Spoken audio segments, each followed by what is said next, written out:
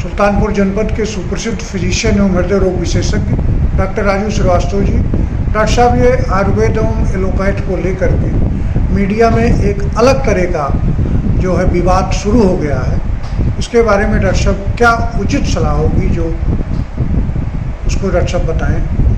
सर्वप्रथम मेरा सबको अभिवादन। पांडे जी, आयुर्वेद और एलोपैथ को लेके जो भ्रामक स्थिति चैनल में पैदा हुई है और जनता इस समय गुमराह हो रही है, उसके संबंध में मैं बहुत ही स्पष्ट ये कहना चाहूँगा कि आयुर्वेद एक अलग चिकित्सा है, एलोपैथी एक अलग चिकित्सा है और दोनों एक दूसरे के पूरक हैं।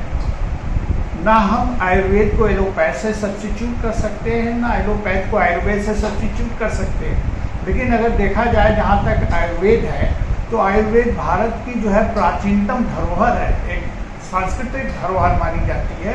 और चरक संहिता का अगर विवरण देखा जाए तो 200 BC में ये किताब छापी गई थी और उसमें भारत की प्राचीनतम चिकित्सा पद्धति है। तो देखा जाए तो भारत की जो चिकित्सा है वो आयुर्वेद से ही शुरू हुई है और एलोपैथ जो है वो देखा जाए तो वो आयुर्वेद का बच्चा है।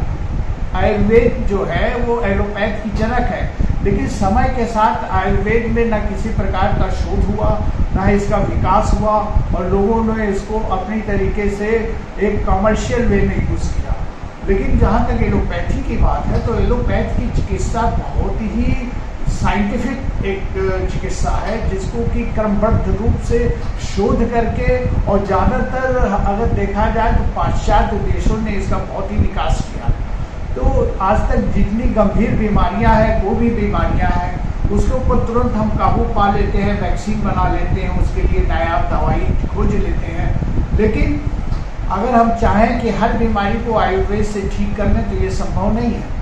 हमारी एलोपैथी की चिकित्सा का प्रथम सोपान जो है वो आयुर्वेद ही है, क्योंकि हम कहते हैं कि लाइफ स्टाइल मॉडिफिकेशन, चाहे ब्लड प्रेशर हो, चाहे शुगर हो, चाहे जो है कैंसर हो, सारे रोगों में प्रथम मेरी जो है जो प्रथम दृष्टिया रोगी को सलाह देते हैं, पहले हम उससे कहते हैं कि आप आयुर्वेद का पालन करिए, योगा करिए, साग सब्जी खाइए, अपने जो है नशा मत करिए, अपने जीवन को जो है उसकी सुधारिए, उसके क्रम को, लाइफ को व्यवस्थित करके लीजिए। तो ये सब तो आयुर्वेद का ही हिस्सा तो है।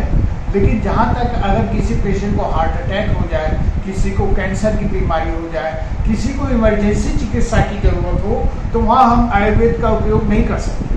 वहाँ पे हम सिर्फ एलोपैथ का ही उपयोग करके जीवन दान पा सकते हैं। डॉक्टर साहब, ये इन दोनों चिकित्साओं को हम एक दूसरे का पूरक मानते हैं।